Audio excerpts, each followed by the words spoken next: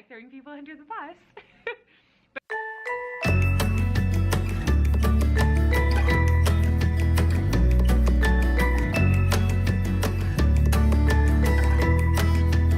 Coming back after 4 days off, and we're coming back with a bang. Let me tell you what. So this morning I get my kids, the bells didn't sound, which was like kind of weird, but sometimes after like a long vacation that'll happen. So the bells did not go off to tell us to, so I was late to get my kids. Not by much, but I was late. But I was late with other people. Hashtag throwing people under the bus. But anyway, so we get the kids, bring them up, I'm getting them settled, I just mark in attendance, and the alarms go off, and I'm like, what is going on? This is crazy. So basically what happened was, you gotta be kidding me. Now the phone's ringing. I'll be right back. Life of a teacher, right? So the bells go off. So have to get the kids. I said, just let's go, get them out. I'm really strict about when the kids go down. Really strict about that, because I really want them to walk down like quiet and in line.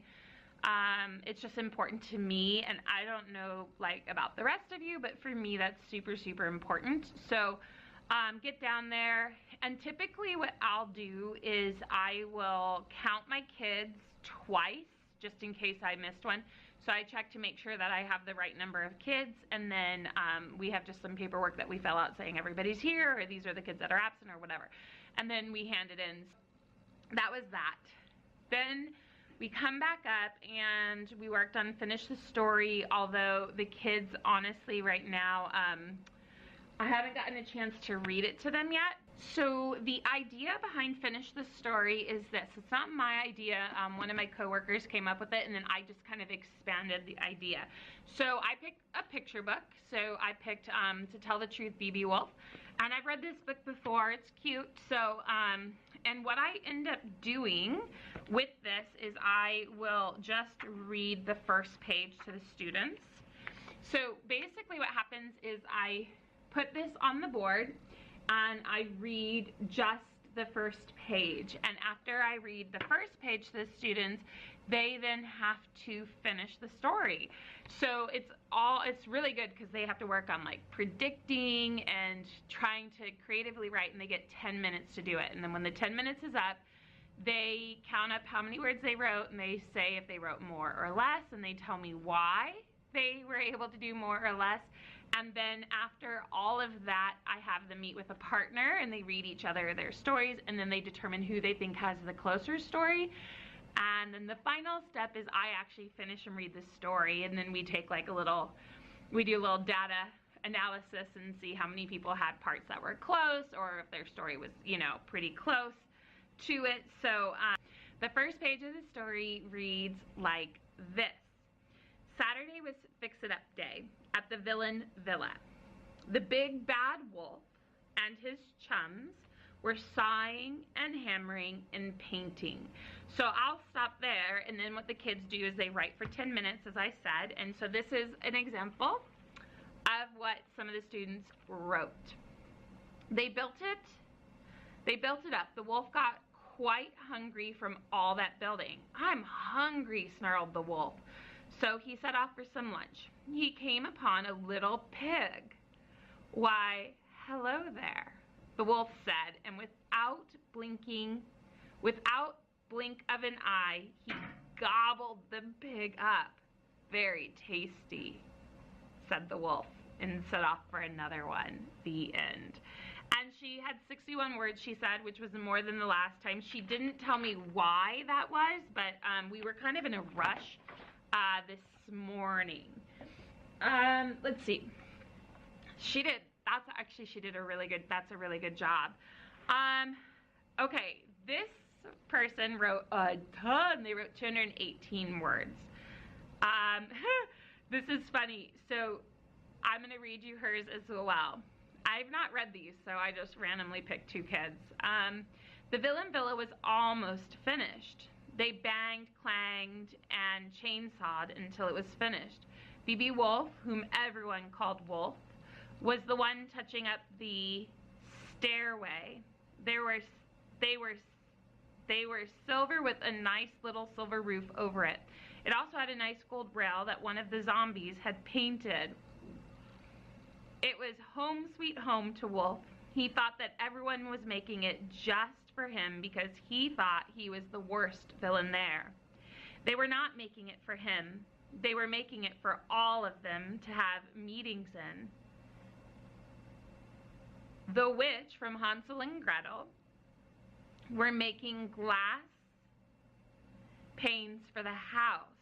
Wolf took a look inside. It was not fit for a single person. The first room was labeled the meeting room, where he found a table, an old cup of coffee, and a chair surrounding the table. They were all labeled either Hansel and Gretel, Witch, or Giant from Jack and the Beanstalk. He thought here everyone will sit once he called everyone together. He found another room called the bedroom. He opened it to find hundreds of beds lined up side by side, bunk beds. Triple bunk beds, quadruple bunk beds, even quintuple bunk beds. All want to sleep over tonight. Awesome. This is really good. I didn't know when I picked it up, and she's so funny. She wrote that she did 218 words and that she had gotten less that time because her hand was cold. It's so funny. Anyway, I think that they did a really amazing job. I think that it's really fun to watch them. When they first started doing this, they would make more like observations, right? They would say stuff like, I think this is going to happen, and then that will happen, and less narrative. And some of them are still at that point, and others are actually writing like real stories. So we did that this morning, and then now the kids were working on reading A to Z. I just sent it to their emails rather than printing it out and wasting paper. And currently they are at PE. So what I'm going to actually work on now is I'm super behind. I'm 2 weeks behind on checking in their homework. So I am going to do that now, and I'm going to kind of let you look in at how I do it. So here we go.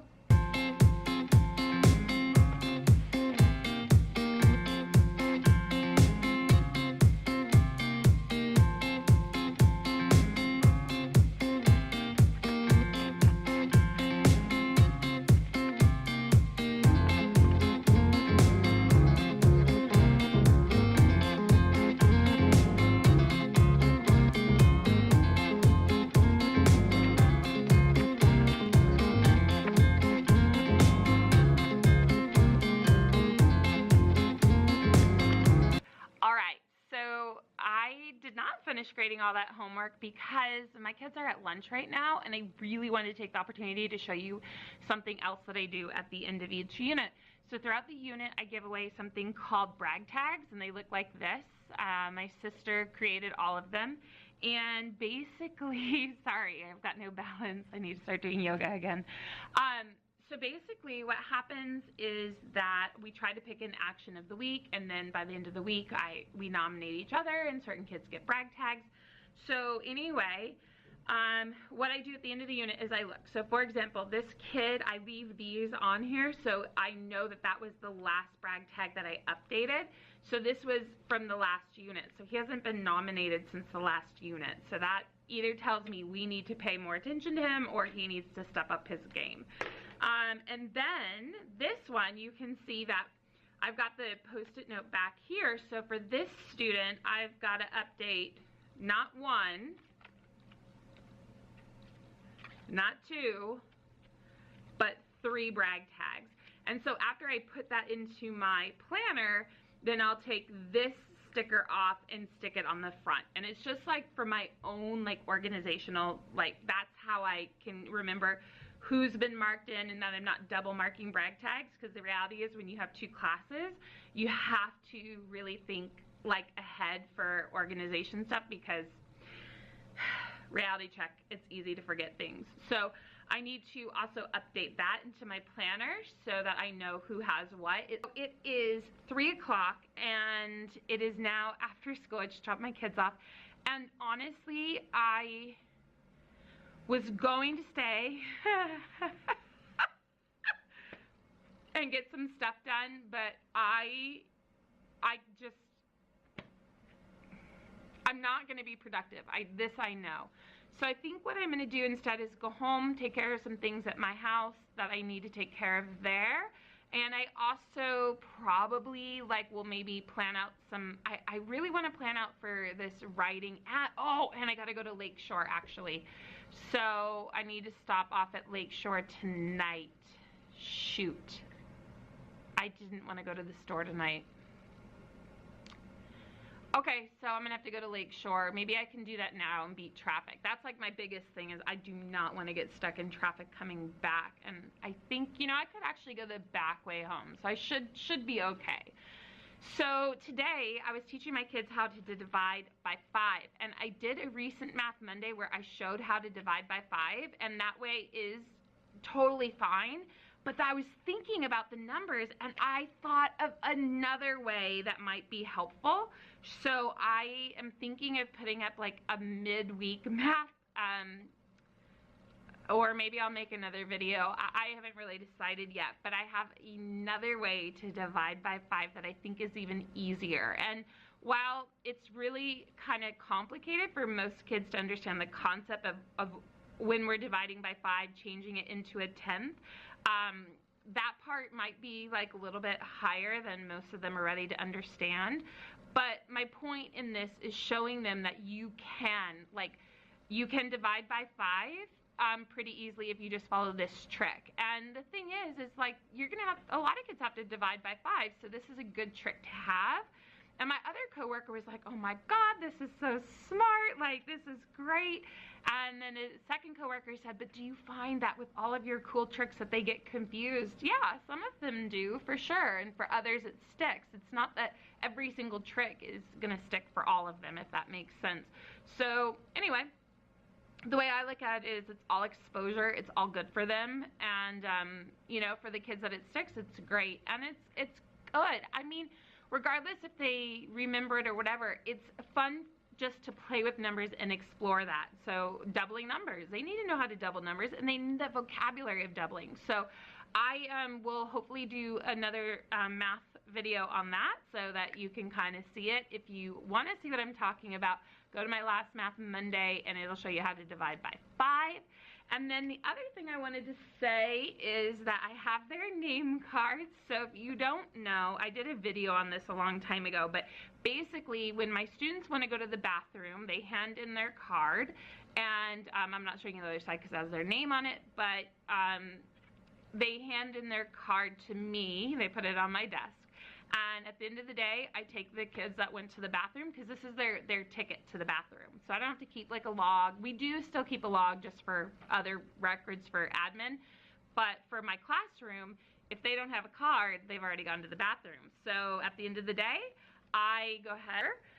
That's my secretary seat. I just stick them on the secretary's seat, and in the morning they hand them out. It's pretty simple. So I think at this point, I'm just gonna put a couple things away just to make sure everything is as it should be.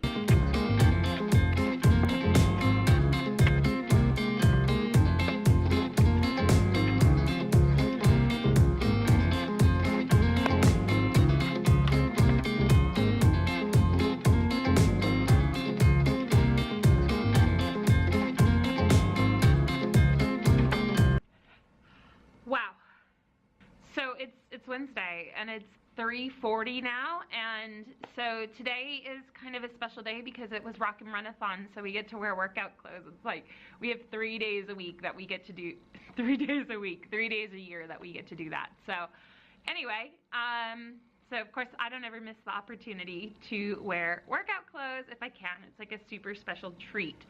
Anyway, so kids came in this morning and we just practiced math for like almost 2 hours. I got a little carried away, but that's life sometimes. So I thought, because because it was Run-a-thon, I was thinking we were not going to have recess. So I actually kept the kids inside, and it wasn't until almost lunch, well, almost until Run-a-thon that I realized actually we would have had recess. So my kids just had an indoor recess, and basically what we do for indoor recess is I just kind of let them hang out, draw. Occasionally I'll pull out games if they're doing a good job. Unfortunately today they did well with games until they didn't, and then I just said nope, all games have to go away. And so the games went away, and I said, you know, you have an extra long recess anyway, so it's time to get back to it. So then we worked on some other items. We did not work on their reading today.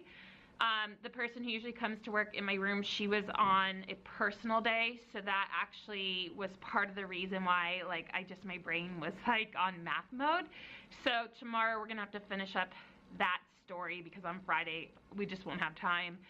And then so then we went to Run-a-thon, and basically it's a fundraiser that PE puts on. I mean, a lot of people call it jog-a-thon is what we used to call it when I was in school.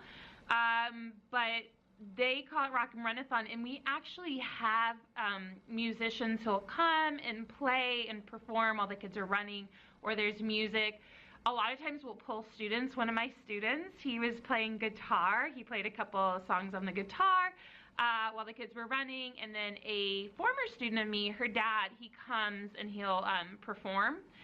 So he dresses up in Sergeant Pepper outfit, and then like we'll sing and stuff like that. So it's just like it's fun for the kids. And then we used to have years ago, our second grade teacher used to sing, but she's since retired. So this one student, she actually finished her homework. I have a rule that so in my classroom, I let the kids on the first day of the week, if they did their homework the previous week, they get like 20 minutes to start their homework in class on the beginning of the week, whether it be a Monday or a Tuesday. If they didn't do the previous homework, then they don't get that privilege. So that also, I know some of you say, oh, I can't get kids to do their homework. Well, we've streamlined the homework so that it's not so intense for the kids. And then to also help out, I allow them to work on it at the beginning of the week, like I just said. And I keep a record of who's doing their homework. So doing your homework works twofold. One, when we have a reward, if you have missing homeworks, you sit out for like a portion of the reward. So nobody wants to miss that. And then the second one is that at the beginning of the week, I let them work on their homework. And if they didn't do it the previous week, then they don't get to do that. So essentially, that motivates them to get it done. Now, in the homework book, we didn't actually need the whole thing for homework. So we also do our word work practice. So for example, today, these were words that, all of these words were words that were found in the story. So it reinforces the vocabulary that they read. So I was telling the students, I said, you guys, what you want to do is think about it from the beginning of the alphabet and the end of the alphabet. So M is the middle, so think from the letters that go from A to L and sort those together, and then think about the words N through Z and sort those together, and then put letters that all start the same. So for example, you have the word cold, and you have the word at the bottom, cool. So when they cut it out, I would say put all the C words together. Then what I did, just to remind them, basically it's like lining it up in math, right? So I wrote the word cold and I wrote the word cool, and then I said, look, they both start with C, cross it off. They both have O, cross it off. And I said, here is where it's different. It's the same as if you're looking at place value, right?